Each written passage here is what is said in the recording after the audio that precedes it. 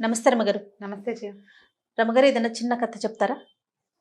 మామూలుగా మనం ధన వ్యామోహం, ఆ! ధన మదం అలాంటి పదాలు వింటాం. అంటే ఎవరి దగ్గరైనా డబ్బులుంటే వాడికి నడమంత్రం అలాంటి వాడతాం కదా!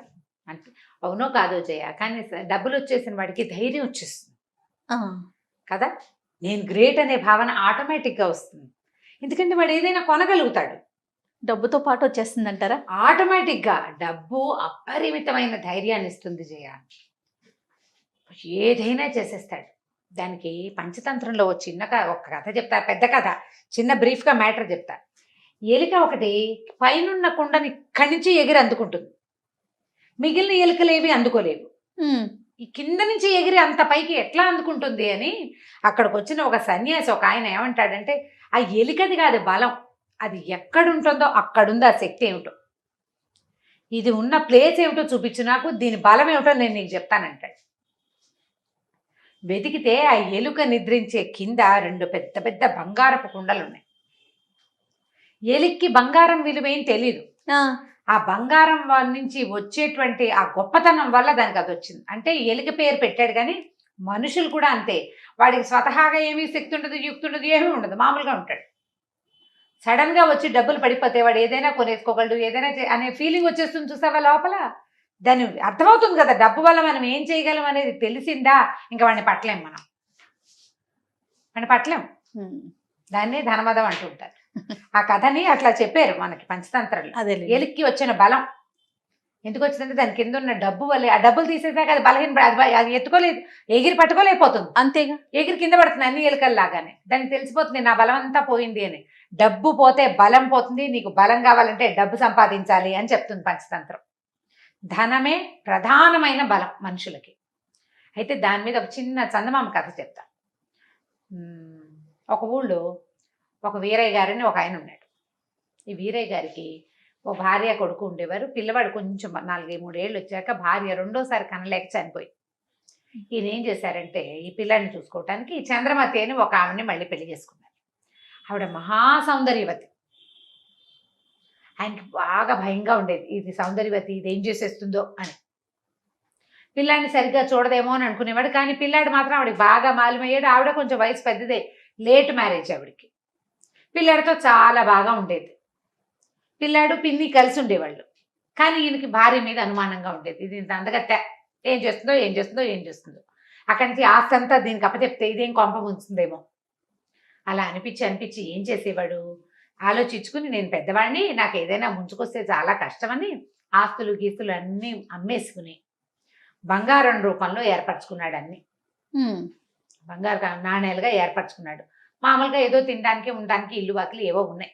ఏం చేశాడు, ఆ బంగారం దాచిన డబ్బంతా, ఈ బంగారాన్ని అంతా 2 పెద్ద పెద్ద బిందెల్లో నింపి తనకి ఇంట్లో ఒక సుబ్బయ్య అని ఒక పనివాడు ఉండేవాడు. ఆ సుబ్బయ్యని వెంబడి పెట్టుకుని, ఒరే నన్ను కూడా ఎత్తు పెంచావు, నువ్వు ముసలాడివి, నాకంటే అంటే సుబ్బయ్య ఇతనికంటే పెద్దవాడు, తన్ని కూడా ఎత్తుకున్నవాడు అనమాట. నా కొడుక్కి అందజేయాలిరా ఇది ఎలాగైనా, నా పెళ్ళాం మంచిది కాదంటే మంచిదే బాబు అన్నా కూడా ఒప్పుకోకుండా ఏం చేశాడు, దూరంగా ఉన్న ఒక దిబ్బలో పాతి పెట్టాడు. అది ఈ సుబ్బయ్యకి తెలుసు.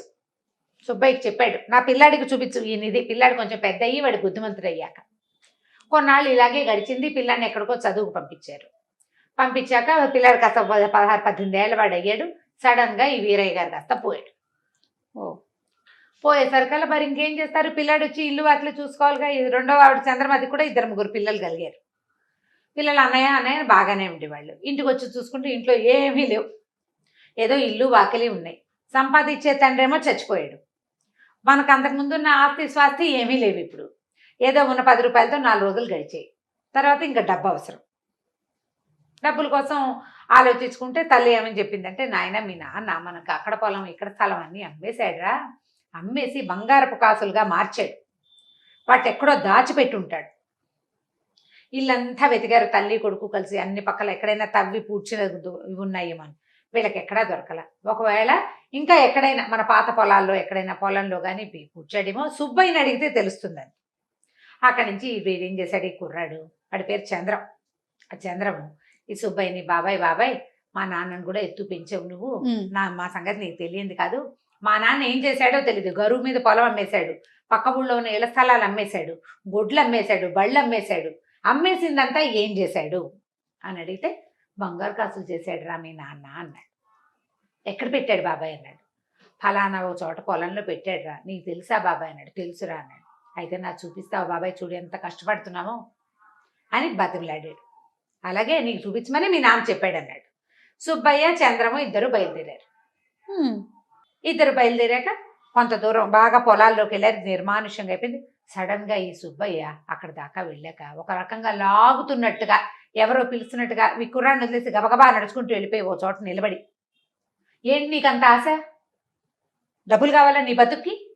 నీ మొహం చూసుకున్నావా ఎప్పుడైనా అద్దంలో అని కుర్రాన్ని తిట్టడం మొదలుపెట్టాడు. వీడు నిర్ఘాంతపడి, ఇదేమిటి ఇప్పటిదాకా బాగానే ఉన్నాడు బాబాయ్, ఉండి ఉండి బాబాయ్కి ఏమొచ్చిందో వీడికి అర్థం కాలేదు.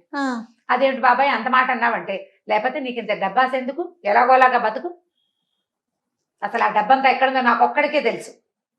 డబ్బు ఎక్కడుందో తెలిసిన వాడికే అది అనుభవించే యోగ్యత ఉంటుంది. నువ్వెవడివి మధ్యలో? నువ్వు పెట్టలేదు, నీకు తెలీదు. నువ్వు పెట్టండి, నీకు తెలియంది నీకెందుకు కావాలి? ఇంకా నీకు అక్కర్లేదు, నేను నీకు చచ్చినా చూపించను. ఆ డబ్బులు నావి, అవి ఎక్కడున్నాయో నాకే తెలుసు అన్నాడు. అనేసరికి కూరాడికి ఏడుపు వచ్చేసింది. ఏం చేయాలో తెలియలే. అక్కడి నుంచి బాబాయ్ ఇంటికి వెళ్దాను రా బాబాయ్, పిన్ని చూస్తుంది బాబాయ్, మా అమ్మ అదంటుంది బాబాయ్ అని బతిలాడి ఇంటికి తీసుకుపోయాడు. తీరా ఈ స్థలాలు దాటి ముందుకెళ్ళంగానే బాబాయ్ మామూలుగా అయిపోయాడు. ఏంట్రా బాబు మొహం అలా ఉంది, చేతిలో మొహం కడుక్కొని మొహం కూడా కరిగిచ్చాడు పిల్లడికి. జామకాయలు కోసిపెట్టాడు, తిందామా అన్నాడు. బాగానే ఉన్నాడు. ఇంటికి వెళ్ళాక మామూలుగానే పనిచేస్తున్నాడు, మామూలుగానే ఉన్నాడు. మళ్ళీ ఇంకో రోజు తీసుకెళ్ళాడు. ఆ రెండో రోజు అలాగే తిరగబడి తిట్టిపోసాడు వీడిని, కొట్టబోయాడు కూడాను. అర్థం కాల. అమ్మకి చెప్పాడు, ఎక్కడుందో తెలుసు, ఇంట్లో ఉన్నంతసేపు చూపిస్తానంటాడు, ఎక్కడికో తీసుకెళ్తాడు, తీసుకెళ్ళాక చూపించడు, పైగా తిట్టిపోస్తున్నాడు. ఆయన సరకలు ఇవ్వండి నాయన, ఏదో విశేషం ఉందిరా ఇందులో, మనకు అర్థం కావటం లేదు. మీ నాన్నకి ఫ్రెండ్ ఒక ఆయన, తెలుగు పండితుడు ఒక ఆయన ఉన్నాడు ఆ ఊళ్ళో.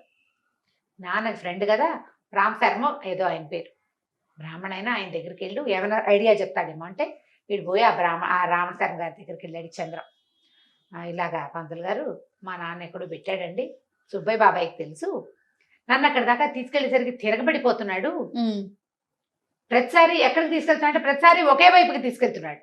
3 సార్లు వెళ్ళారు, అప్పటికి 3 సార్లు ఇదే జరిగింది. ఆయన సర్కల్ ఆయన నవ్వాడు. ఓ పంచే, ఈసారి తీసుకెళ్ళి మళ్ళీ, అయితే ఎక్కడ నిలబడి నిన్ను తిడుతున్నాడో అక్కడ ఒక గుర్తు పెట్టుకురా, అతను నిలబడ్డ చోటే పెట్టాలి నువ్వు దాన్ని. ఇంటికి వచ్చేసాక అప్పుడు మళ్ళీ వెళ్దుగా నువ్వు అన్నాడు. అనేసరికి సరే అన్నాడు. మళ్ళీ బాబాయ్ డబ్బులు ఎక్కడన్నాయో చూసి తెచ్చుకుందాన్ని రావా అని తీసుకెళ్ళేసరికి వాడు అరిచి తిట్టిపోసాడు ఆ బాబాయ్ వీడిని. మళ్ళీ అక్కడ వీడేం చేశాడు, వెళ్ళేటప్పుడే ఒక చిన్న కర్ర పుల్ల తీసుకెళ్ళాడు ఇంటి దగ్గర నుంచి. తమ పేరు చెక్కి ఉన్న పుల్ల ఒకటి పట్టుకెళ్ళాడు, ఒక దీని లాంటి వాసాల లాంటిది. ఆ వాసాన్ని అక్కడ పాతి పెట్టేసి బాబాయిని తెచ్చేసాడు ఇంటికి.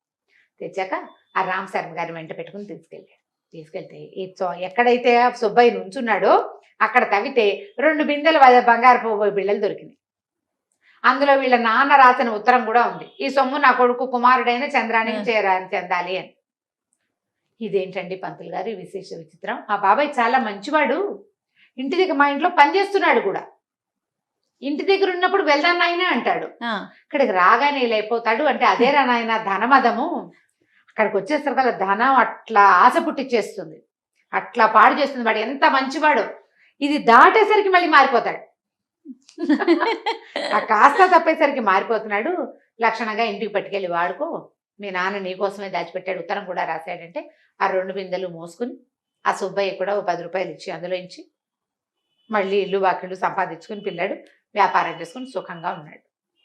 అదే ధనబలం, అదే డబ్బులుంటే దన్ను అంతే డబ్బును. అందుకే ఏదే చెప్తారు, యస్యాస్తి విత్తం నరహ కులీనహ చెప్తారు. ఎవడి దగ్గర డబ్బు ఉందో వాడే గొప్పవాడు, వాడే గ్రేట్, వాడు ఆటోమేటిక్గా గ్రేట్ అయిపోతాడు. గ్రేట్నెస్ ఉన్నా లేకపోయినా తనకి తను ఉన్నట్టు ఫీల్ అవుతాడు. అది ఉంటే చాలు డబ్బు అంత పనిచేస్తుంది.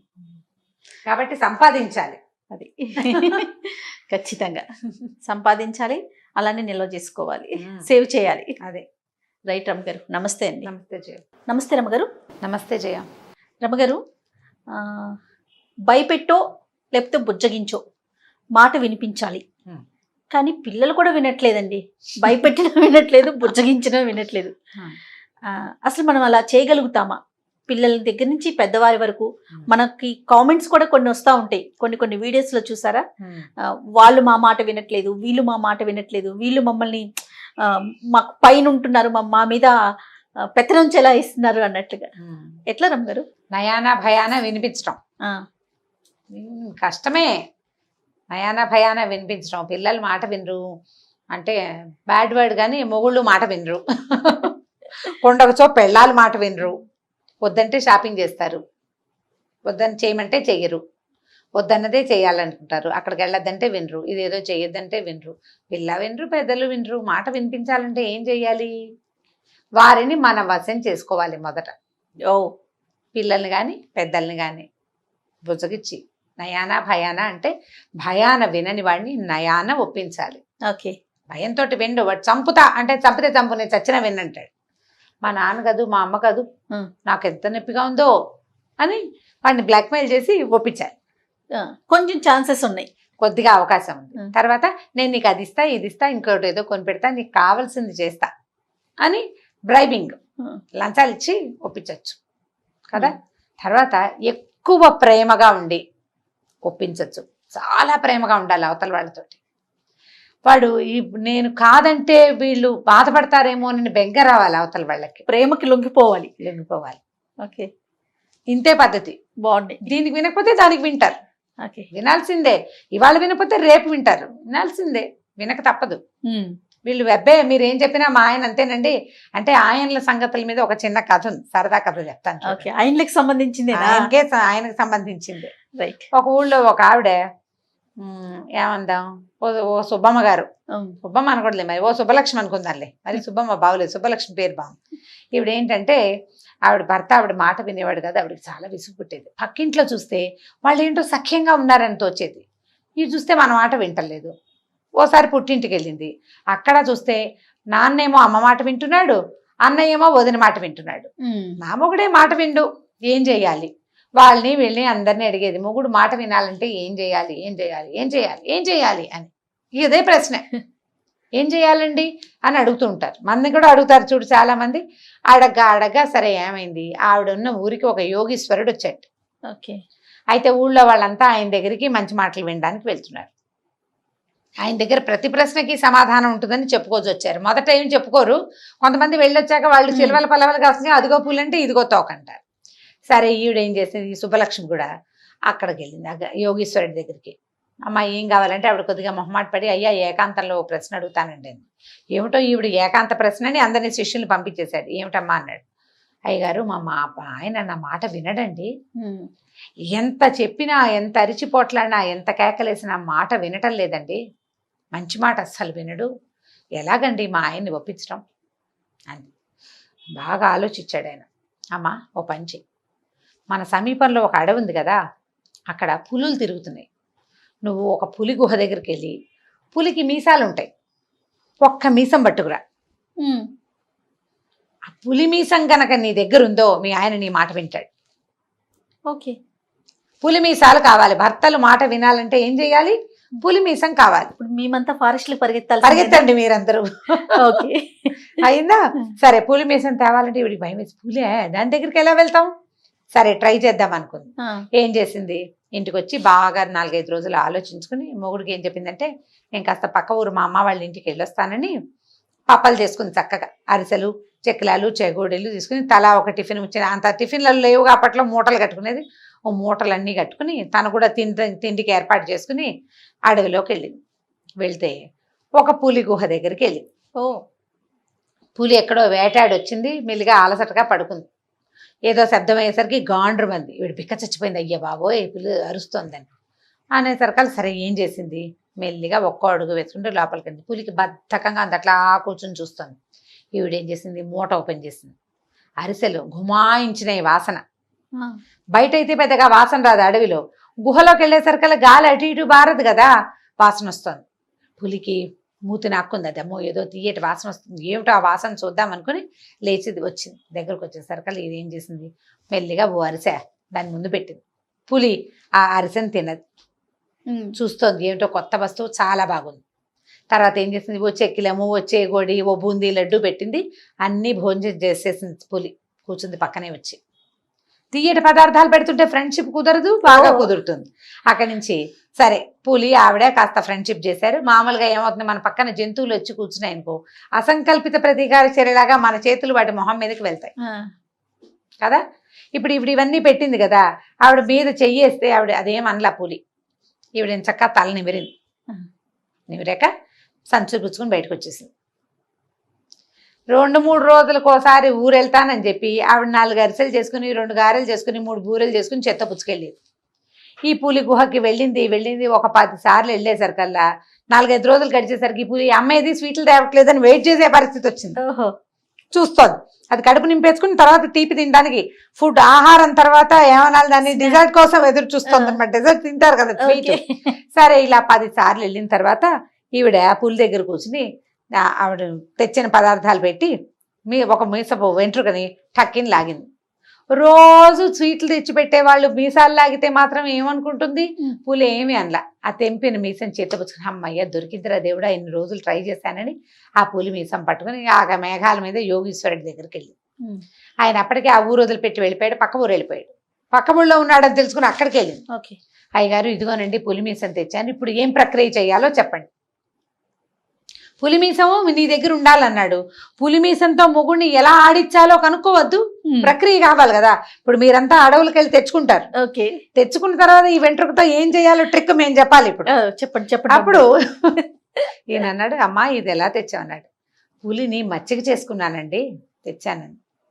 ఏమ్మా చంపేసే హింస మృగాన్ని మచ్చిక చేసుకున్నావు, మొగుడిని మచ్చిక చేసుకోవడం రాదు, మొగుడిని మచ్చిక చేసుకోవడం రాదు నీకు, నువ్వేం చేసావు, దానికి ఏం కావాలో అది ఇచ్చావు. దానికి తెలియని ఒక కొత్త దాన్ని, దానికి కావాల్సిన దాన్ని దానికి అలవాటు చేసావు, తెలియని ఒక కొత్త దాన్ని, అది దానికి కావాలనిపించేలాగా చేసావు. చెప్పింది కదా చేసింది ప్రక్రియ అంతా. కావాలనిపించాక నువ్వు ఏం చేస్తే దానికి ఒప్పుకుంటుంది. మొగుళ్ళు కూడా అంతేనమ్మా అన్నాడు. ఈవిడ ఆ పులిమీసాని అటు ఇటు తిప్పి చూసుకుంది, ఇంకా చేసేదేం లేదు. సరే ఇంటికి వచ్చేసింది. ఆ తర్వాత మా ఆయన నా మాట వినడు అని ఆవిడ ఎప్పుడు అనలా. పులులు వాటి పని అవి చేసుకుంటాయి, దాని వేట అది ఆడుకుంటుంది, దాని పనిలో దాని ఇష్టం. అది నీ దగ్గర ఉన్నప్పుడు నీ మాట వినాలి. నువ్వు బయట ఏం చేస్తావో కూడా నా మాటే వినాలని ఆడవాళ్ళు అడగకూడదు. దాన్ని వేటాడనివ్వాలి, దాని పద్ధతి ప్రకారం దాన్ని జీవించనివ్వాలి. అది నీతో ఉన్నప్పుడు నీతో బాగా ఉండేలాగా చేసుకోవాలి. ఇది ఆడవాళ్ళకి పాఠం చెప్పాడనమాట యోగేశ్వరి. కాబట్టి నువ్వు చక్కగా మొగుడితోటి బాగా ఉండమ్మా, ఆయన నీతో ఉన్నప్పుడు నీ మాటే వింటాడు, బయటికి వెళ్ళినప్పుడు ఆయన పని ఆయన చేసుకుంటాడు, ఆయన వ్యాపారం అయింది, దాంట్లో నువ్వు వేలు పెట్టకూడదు. పులి ఏదైనా ఒక లేని పట్టుకుంటే నువ్వు లేని పట్టుకోవద్దంటే అది ఒప్పుకుంటుంది, మనల్ని దాని బదులు నిన్ను పట్టుకుంటుంది. నువ్వు అన్నీ వద్దంటావు, అందుకే నీ మొగుడు నీ మాట విండు, నువ్వు కొన్ని వద్దను వింటాడు అని చెప్పి పంపేశాడు. ఈవిడ ఇంటికి వెళ్ళిపోయింది. హ్యాపీగా మొగుడితోటి కలకాలం సుఖంగా కాపురం చేసుకుంది. కథ కంచికి మనం ఇంటికి. చాలా బాగుంది రమ్మగారు ఈ కథ. జస్ట్ పావు పేజీ కథ. ఓకే, నేను మీకు పావు గంట చెప్పానా? చాలా బాగుంది. ఒక నీతి కూడా దాగుంది ఆలోచిస్తే కనుక. సమస్యలకి చెక్ పెట్టే ఒక అవకాశం కదా అదే. కానీ అందరూ వినరు రమ్మగారు, మళ్ళీ అది కూడా మనం అనుకోవాలి ఒక్కసారి. అందరూ వినరు. మీకు ఎంత చేతొచ్చు అనే దాని మీద ఆధారపడి ఉంటుంది అది. అంతేనంటారా? ఖచ్చితంగా. చూద్దాం మన కామెంట్స్ రూపంలో మన వాళ్ళంతా ఏం చెప్తారు. చేత కావట్లేదు అని అర్థం, అంతకంటే అసలు రెండోది లేదు. ఎందుకంటే ఆడ మగాని భగవంతుడు సృష్టించాడు ఒకళ్ళ కోసం ఒకళ్ళు అని. అంతే. నమస్తే రమ్మగారు. నమస్తే జయ. రమ్మగారు, మనము అమాయకంగా ఉండే స్త్రీల గురించి కొన్ని కథలు చెప్పుకున్నాము, గుర్తొస్తుంటేనే నవ్వు వచ్చేస్తా ఉంది. అలాంటి స్టోరీ ఏదైనా? ఇప్పుడు అమాయకపు మగవాళ్ళ కథలు కూడా చెప్పాల్సిందే కొన్ని. ఖచ్చితంగా అండి. అసలు ఎందుకు ఆడాళ్ళే అమాయకంగా ఉంటారు? ఎందుకు అస్సలు కాదు, మగవాళ్ళు కూడా అమాయకంగా ఉంటారు పాపం. అవును, వాళ్ళ సంగతులు కూడా కొన్ని చెప్దాం తప్పకుండా ఈ కథ అయిపోయాక. ఓకే అండి. ఒక ఊళ్ళోనట ఒక శిల్పి ఉండేవాడు. చందమామ కథ ఇది. ఈ శిల్పికి ఆయన భార్య అంటే చాలా ప్రీతట. పాపం ఆవిడ అనుకోకుండా సడన్గా కాలం చేసింది. ఆయన ఏం చేశాడు, ఆవిడ విగ్రహాన్ని ఒకదాన్ని తయారు చేసుకున్నాడు, చెక్కుకున్నాడు. ఓకే, విగ్రహాన్ని చెక్కి ఇంట్లో మధ్యలో ప్రతిష్టాపన చేశారు. మధ్యలో పెట్టుకున్నారు, ఇంటి మధ్యలో. అంటే ఒక పెద్ద హాల్ ఉండి అటు ఇటు గదులుంటే ఆ హాల్లో పెట్టుకున్నారు. అయితే ఏమైందట, శిల్పికి 2 కుమారులు ఉన్నారు. కొన్నాళ్ళ తర్వాత ఆయన కూడా కాలం చేశారు. ఆయన బతుకుండగా రోజు కాసేపు ఆ శిల్పం దగ్గర కూర్చుని భార్యకి పిచ్చాపాటి ఇంట్లో సంగతులు అవి చెప్పేవాళ్ళు. అక్కడి నుంచి భోజనం చేసేటప్పుడు ఓ విస్తరి ఆవిడ కూడా వేయించి కాస్త పప్పు కూర అంత అన్నం పెట్టించి ఏం తింటుంది విగ్రహం. తర్వాత తన భోజనం అయ్యాక ఆ విస్తరిని బయట పెడితే కాకులు పిచ్చుకలు తినేవి. భార్య మీద ఉన్న ప్రీతికి ఆయన అలా చేసేవాడు. ఫాలో అవ్వాల్సిన సంగతి కదా ఇది. మంచి భర్త అండి. ఓకే. అయితే ఏమైంది, 2 కుమారులు ఉన్నారు. కొంతకాలానికి శిల్పి కూడా కాలం చేశారు. చేస్తే 2 అబ్బాయిలు కలిసే ఉండేవాళ్ళు. అయితే ఏంటంటే కొంచెం పెద్ద కోడలు, 2 అబ్బాయిలకి పెళ్ళిళ్ళు అయినాయి. పెద్ద కోడలు యశోద కొంచెం చురుకు, చిన్న కోడలు కనకమ్మ కొంచెం మెతగ్గా ఉండేది. అమాయకురాలు అంటే తెలివి తక్కువది కాదు. అమాయకత్వం వేరు, తెలివి తక్కువతనం వేరు కదా. కొంచెం అమాయకంగా ఉండేది. అవతల వాళ్ళు ఏదైనా దొంగ పని చేసినా ఈవిడికి అర్థమయ్యేది కాదనమాట. సహజంగా తీసుకునేది. ఎలా ఉన్న వాళ్ళని అలాగే స్వీకరించేది కానీ తెలివిగా ఆలోచించేది కాదు.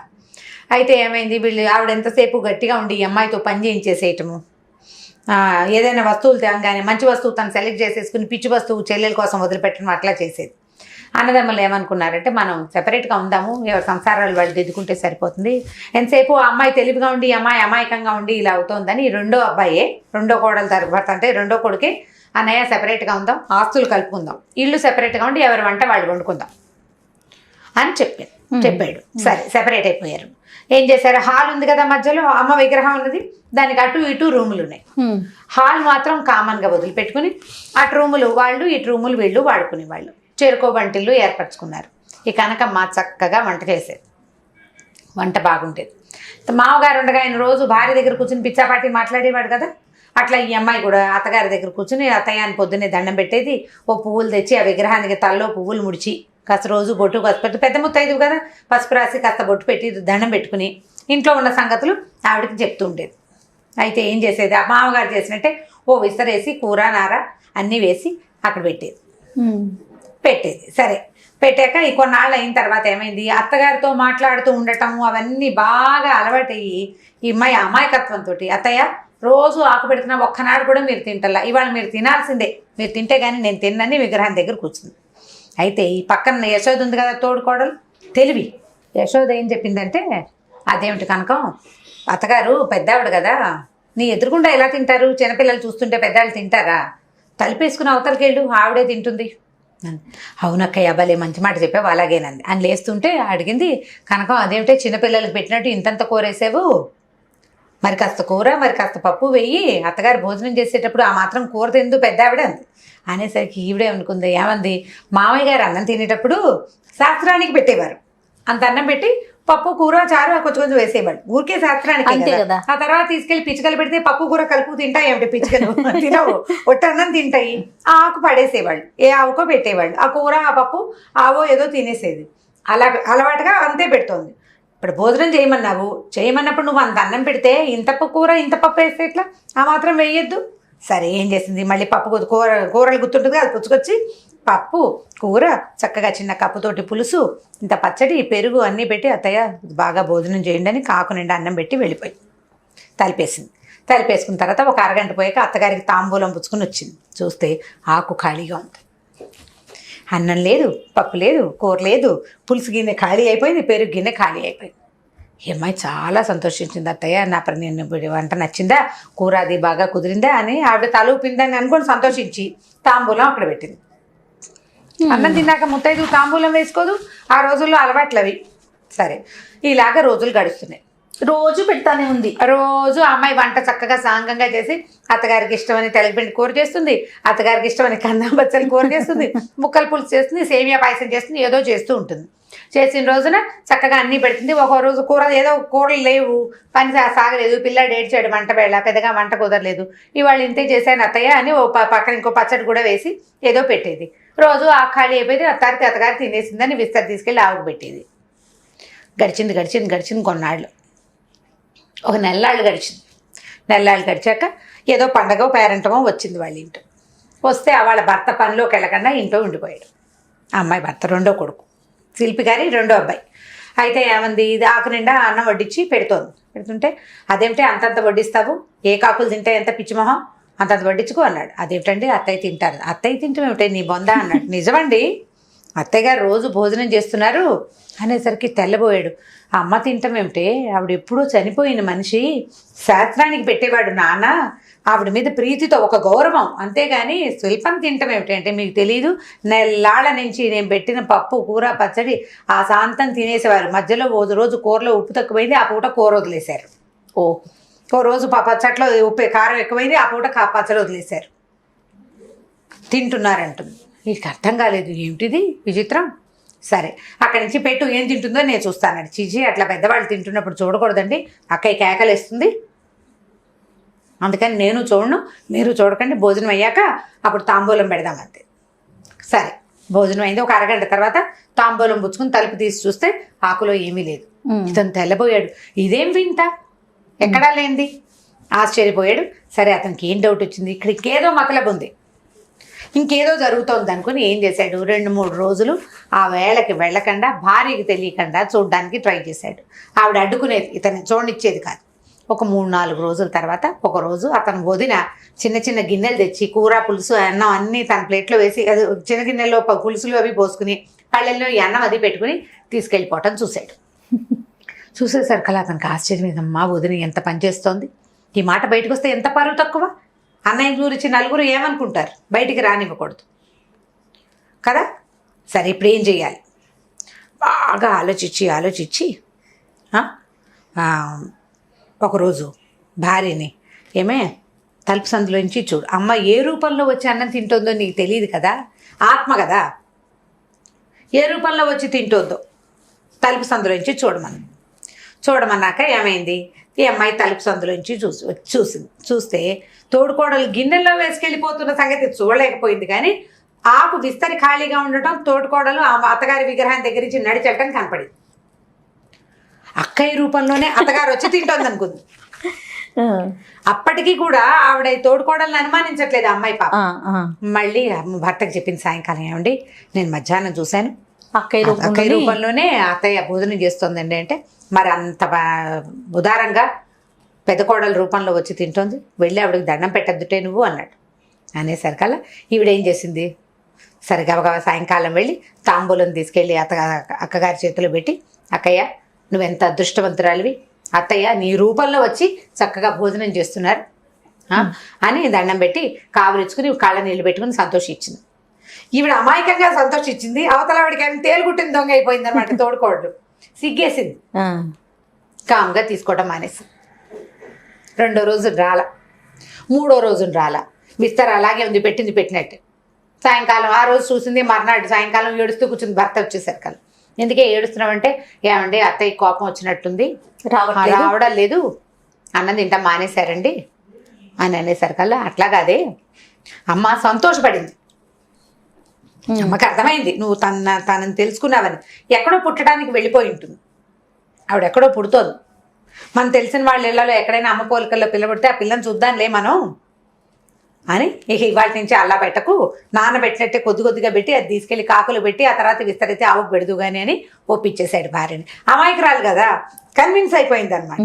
సరే తర్వాత కొన్నాళ్ళు గడిచిన తర్వాత అప్పుడు అతను ఆ వదిన గారు వచ్చి గిన్నెలో తీసుకెళ్తుందనే సంగతి భార్యకి స్లోగా తెలియజేశాడు, రచ్చ చేయలేదు, నిదానంగా తెలియజేశాడు. ఈవిడే సిగ్గుపడి తోడుకోడలు కూడా ఇక ఆ పని చేయటం మానేసింది, మెల్లిగా జాగ్రత్తగా ఉండటం మొదలుపెట్టింది అనమాట. ఈవిడ అమాయకత్వం ఏ దశకి వెళ్ళింది, విగ్రహమే వచ్చి తినేస్తుంది ఒకటి, పోనీ అత్తగారు ఆత్మ తోడుకోడల రూపంలో వచ్చింది. ఇప్పుడు మామూలుగా తెలివిగల వాళ్ళైతే ఏమనుకుంటారు, అమ్మా నేను అత్తగారు తింటోంది అనుకున్నాను, ఈవిడ ఎత్తుకుపోతుంది దొంగమొహం అని అనుకోరా మామూలు వాళ్ళు కదా. ఈవిడ అమాయకురాలు పాపం, ఈ అమాయకత్వంతో ఈ పని చేసింది అనమాట. తర్వాత నుంచి భర్త ఈవిని కొంచెం కాస్త తెలివిగల దాన్ని చేయటం కోసం ఒక ట్యూషన్ మాస్టర్ని పెట్టి ఈవిడికి పుస్తకాలు చదవటం అవి నేర్పించారు. కథలు చదివితే మనుషుల్ని ప్రపంచం తెలుసుకుంటుంది, కొంచెము రామాయణ మహాభారతాలైనా చదువుకుని ప్రపంచంలో ఎలాంటి వాళ్ళు ఉన్నారో అర్థం చేసుకుంటుందని చదువు చెప్పించే ప్రయత్నం చేశాడు. ఇంతకుముందు ఆవిడ అమాయకురాలు, కాస్త చదువు చెప్పించి విద్యార్థికురాలు చేయడానికి ట్రై చేశాడనమాట. కథ కంచికి మనం ఇంటికి. చాలా బాగుంది, మంచి స్టోరీ, పిల్లలకి చెప్తానికి కూడా చాలా బాగుంటుంది. రైట్ రమ్మగారు, ఇంకో స్టోరీతో మళ్ళీ కలుద్దాం. జయ నమస్తే. రమ్మగారు నమస్తే జయ. రమ్మగారు చందమామ కథలు చెప్పుకొని చాలా రోజులు అవుతుందండి, ఏదైనా ఒక మంచి కథ. మనం సిరీస్లు చెప్పుకుంటున్నాం కదా, చందమామల కథల్లో నుంచి కూడా ఒక సిరీస్ ఏదైనా సెలెక్ట్ చేసుకుని చెప్పుకుందాం ఈసారి. తప్పకుండా చిన్న చందమామ కథ ఒకటి చెప్దాం. మామూలుగా మనకి కోపిష్టి వాళ్ళు ఉంటారు, ఎంత ఎక్స్టెంట్కి వెళ్ళిపోతారో వాళ్ళు. ఆ పోతే పో, వెళ్తే వెళ్ళిపో, నేను సంబంధం అలా మాట్లాడేస్తారు కోపం వచ్చినప్పుడు.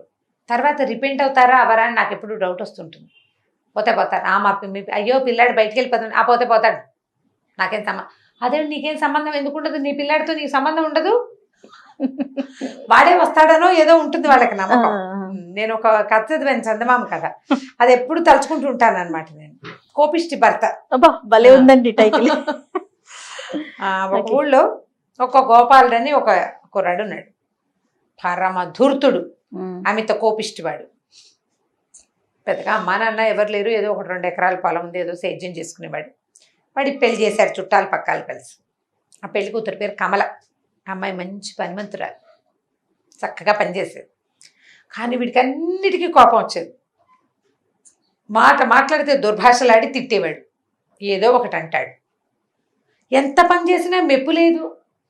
కోపం వచ్చిందో వాడు ఏదో ఎందుకు కోపం వస్తుందో తెలీదు, కోపం వచ్చాకపోదు, నోటికి ఏదో ఒకటి అంటాడు. మామూలుగా కోపం వచ్చిన వాళ్ళు ఏం చేస్తారు, జనరల్గా అరుస్తారు, విసిరేస్తారు. మల్లాది వెంకటకృష్ణమూర్తి గారు రాసిన ఒక కథలో కోపం వస్తే ఆయన అన్నం ఎక్కువ తినేస్తాడు.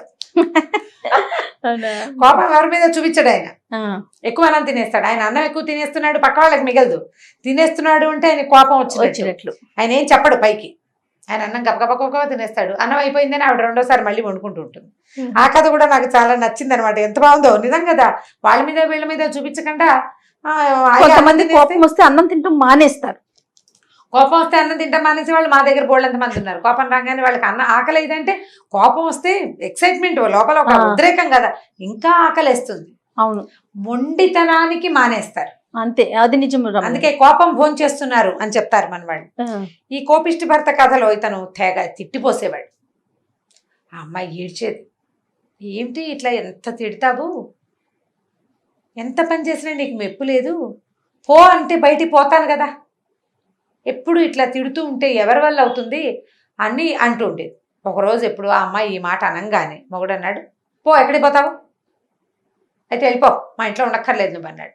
ఠకీమని చీపురు అక్కడ పడేసి నడిచి వెళ్ళిపోయింది బయటికి. అంత విరక్తి పుట్టించేసాడు అనమాట. ఆ ఎక్స్టెంట్కి తీసుకురాకూడదు కదా, వెళ్ళిపోయింది బయటికి. వెళ్ళిపోయింది. ఇతను ఏమనుకున్నాడు, ఏ పక్కింటోని వెనకింటోని కూర్చుంటుంది, కాసేపు అయ్యాక వస్తుంది అనుకున్నాడు. చూశాడు, రాల. చీకటి పడింది, రాలేదు. అయ్యో బాబు ఏదో అయింది అనుకున్నాడు. సరే ఏం చేశాడు, వాళ్ళ మేనమావల ఇంటికి వెళ్ళాడు. మేనమావల ఇంటి పక్క ఊళ్ళు. ఏమనుకున్నాడు, కోపం వచ్చి వాళ్ళ మేనమావల ఇంటికి వెళ్ళిపోయి ఉంటుందని ఊహించాడు. ఆ మేనమావలు పాపం, ఇది అమ్మాయికి అమ్మ నాన్న లేరు, ఆ మేనమావలు రాచి రంపాన్ని పెట్టేవారట దాన్ని చిన్నప్పుడు. ఓహో, అమ్మాయి పెళ్ళయింది బతికిపోనరా దేవుడా అని మొగుడు దగ్గరకు వస్తే వీడేమో ఇలా తిట్టిపోసి కాల్చుకు తింటాడు. వాళ్ళ ఇంటికి కూడా వెళ్ళాల. వాళ్ళు ఏమన్నారు, అదే అబ్బాయి పర్వాలేదు అమ్మా, ఇక్కడికి వస్తే మేము పంపిస్తానులే అన్నారు. సరే మర్నాడు ఆ దారిలోంచి అతను తిరిగి వస్తుంటే ఒక బండి రాములని వాళ్ళ ఊళ్ళో బండివాడు ఉన్నాడు. ఆ బండివాడు అన్నాడు, మీ ఆవిడ ఫలానా ఇంత ఈ రంగు చీర కట్టుకుని ఇంత ఉంటుంది అమ్మాయి అయినా, నేను రామాపురంలో దింపాను అమ్మాయిని అని చెప్పాడు. బండి వెళ్తుంటే అడిగింది, ఎక్కడికి వెళ్తున్నావు అన్నాని, రామాపురం వెళ్తున్నాను అన్నాను. బండి ఎక్కించుకున్నాను, రామాపురంలో ఎవరింటికి వెళ్తామని అడిగాను, ఎక్కడో చోట దింపు, నా దారి నేను వెళ్తానంది. అక్కడెక్కడో మధ్యలో దింపాను. అమ్మాయి దగ్గర బట్టలు లేవు, డబ్బులు లేవు, ఏమీ లేవు, ఒట్టి చేతులతోటే వచ్చింది. ఫోన్లే ఆడకూతురని అక్కడ దింపేశాను అన్నాడు. అక్కడి నుంచి ఎవరింటికి వెళ్ళిందో వాడికి తెలియదు. వీడేమనుకున్నాడు, రామాపురం ఎలా వెళ్ళాలి అని దారి ఏదో చూపించాడు. ఏమనుకున్నాడు, ఈ దారి అయితే బోల్డు దూరం అవుతుంది, బండి వాడే 4 గంటలు 5 గంటలు వెళ్తే తను నడిస్తే ఎప్పటికి వెళ్తాడు. అందుకని ఏమనుకున్నాడంటే చుట్టుదారి ఏదో ఒక చిన్న దారి ఉంది, ఆ దారిలో వెళ్దామని అడవికి అడ్డం పడి నడవడం మొదలుపెట్టాడు. చీకటి పడిపోయింది.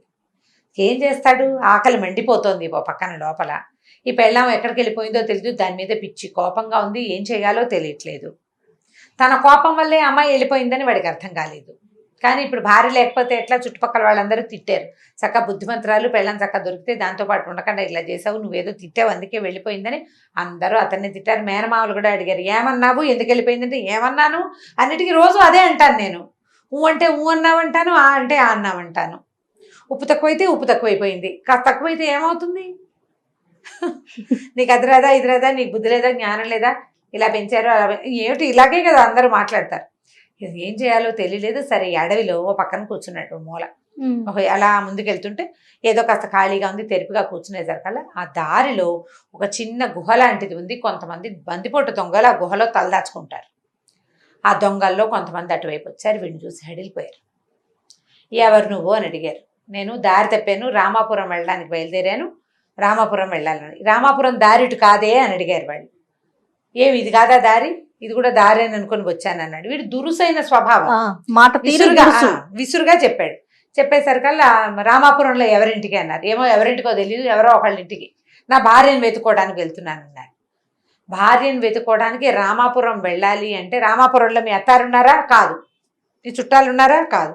ఎవరు లేని చోట నీ పెళ్ళాలనుకుంటే ఏమో నాకు తెలీదు, నేను వెళ్ళాలి అంతే. అందరికీ దొంగలకు భయం వేసిన ఊరు నాయన, వీడు ఏ రాజ భట్టుడో, దొంగలు కనపడితే హడిల్ చావాల్సింది పోయి వీడింత హడితో అని సమాధానం చెప్తున్నాడు. భయం లేదు బడికి, పైగా రుసరుసలాడుతాడు. సరే ఏం ఆలోచించుకున్నారు వీళ్ళంతా. ఓ పక్కకి వెళ్ళి, ఒరే బాబు వీడి సైనికుడు, ఏదైనా లంచం ఇచ్చి వీడిని వదిలించుకోవాలి అని చెప్పి ఏం చేశారు, బాబు నీ పుణ్యం ఉంటుంది, నువ్వు ఇప్పుడు కనుక ఏలేసావో గీలేసావో మీ సైనికులంతా పటాలం వచ్చి పడిపోతుంది, మా మాట విను, నీకు రామాపురం వెళ్ళే దారి మేము చెప్తాము, మళ్ళీ ఇటు రాబోక ఇవి తీసుకో అని ఒక ఇంత మూట మణులు మాణిక్యాలు ఉన్న ఇంత మూట ఎత్తిపడి చేతిలో పెట్టారు. దగదగలాడిపోతున్నాయి రాళ్ళు. ఈ మూట ఉంచుకో, మీ వాళ్ళు ఎవరికి ఇవ్వద్దు, నువ్వు మళ్ళీ ఇటు రావద్దు, మేము ఎలాగో ఇక్కడ ఉండం, కానీ మేము ఇంతమంది ఉన్నామని మా ఆనుపాను గనక చెప్పామంటే రాజభట్లు మమ్మల్ని పట్టేస్తారు, బాబు నాయన నాయన అనేసరికి వీడికి ఆశ్చర్యం వేసింది. ఇదేంటి, నేనే ఇబ్బందుల్లో ఉన్నా, నా ఇబ్బంది ఏదో నేను చెప్తుంటే వీళ్ళు వినిపించుకోకుండా ఈ కొత్త ఇది ఇస్తున్నారు. సరే ఏదైతే అయింది, పెళ్ళాం ఊరు వెళ్ళిపోవటం మనకు కలిసే వచ్చింది. డబ్బులు రొట్టెని పెట్టుకున్నాడు. వాళ్ళు ఏం చేశారు, ఒక దారి దాకా తీసుకెళ్ళి ఇక్కడి నుంచి నువ్వు ఇలా వెళ్తే రామాపురం వెళ్తావు అని చెప్పి పంపించేసి దొంగలు వెళ్ళిపోయారు. ఆ మూట రొట్టెని పెట్టుకుని మెల్లిగా నడుచుకుంటూ వెతుక్కుంటూ వెళ్తున్నాడు. ఒకళ్ళిద్దరిని అడిగాడు, ఫలానా ఊరు నుంచి సీతాపురం నుంచి ఒక అమ్మాయి వచ్చింది, ఎవరింట్లో ఉన్నా ఉంటుందా అని. తీరా పీతాంబరం గారిని ఒక ఆయన ఇంట్లో ఈ అమ్మాయి ఉంటుంది.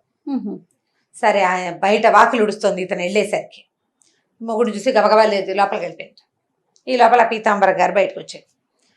ఎవరో నువ్వు అంటే, ఏమండి మీ అమ్మాయి పనిచేస్తుంది కదా, ఆ అమ్మాయి కోసం వచ్చాను, నా అమ్మాయి నా భార్య అన్నాడు. ఆ పిల్ల చాలా బుద్ధిమంతురాలు, చక్కగా పనిచేస్తుంది, అలాగే అని ఆ అమ్మాయిని పిలిచి అప్పచెప్పాడు. మీ ఆయన వచ్చాడు, మాట్లాడుకోమంటే ఇతను అన్నాడు, కమల క్షమించు, ఇంటికి వెళ్ళిపోదాం అనేసరికి, నా వల్ల కాదు నాయన, నీతో నేను పడలేను, నీ దగ్గర చేసే పని ఇక్కడ చేస్తే వీళ్ళు చాలా మంచివాళ్ళు, ఏదైనా కూర వండితే ఎంతో బాగుందంటారు, ఏదైనా వస్తువు కింద పడితే జాగ్రత్తగా పెట్టుకోమా, కాలు మీద పడుతుంది అంటారు, కానీ నన్ను ఏమీ అనరు, పంచప్రాణాలు చేతిలో పెట్టుకుని పని చేయాల్సి వస్తుంది నీ దగ్గర చేసుకునే చాకరీ ఎక్కడ చేసినా నా జీవితం వెళ్ళిపోతుంది, నేను ఇక్కడే ఉంటాను, నేను రాను నీతోట అనేసరికి, నేను మారిపోయాను, నన్ను క్షమించు, మీ మామయ్య వాళ్ళ ఇంటికి వెళ్ళాను, మీ పక్క వాళ్ళందరూ నన్నే కేకలేశారు, నాదే తప్పైపోయింది, వెళ్ళిపోదాం రావా అని అడిగాడు. అడిగితే అమ్మాయి ఏమంది, ఎందుకు అక్కడికి రావటం ఏముంది, 2 ఎకరాలు కొండరా, మనకున్నది ఎంత, ఆ 2 ఎకరాలు పొలం అమ్మేసి వచ్చేసేయి, వీళ్ళ దగ్గర పని చేసుకుందాం, నువ్వు పొలం పని చేయి, నేను ఇంట్లో పని చేస్తాను, వేడి నీళ్ళకి సన్నీళ్ళు సాయంగా ఉంటుంది,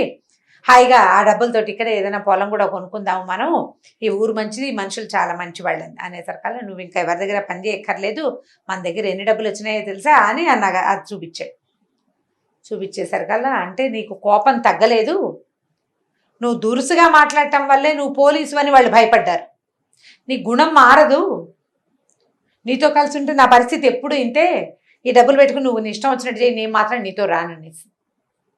దాంతో వీడు చాలా దిగాలుగా, అది కాదు కమల, అక్కడ ఏం చేయాలో తెలియని పరిస్థితిలో భయపడితే వాళ్ళ దగ్గర నేనేం చేయలేక అలా గట్టిగా మాట్లాడాను, నేను నా పద్ధతి మార్చుకుంటాను, నాతో రా, వెళ్ళిపోదాం, మనం పట్టణం వెళ్ళిపోయి ఏదైనా ఇల్లు కొనుక్కుని చిన్న వ్యాపారం ఏదైనా పెట్టుకుందాం, ఈ నగలు అమ్ముకుని అని బతంలాడాడు.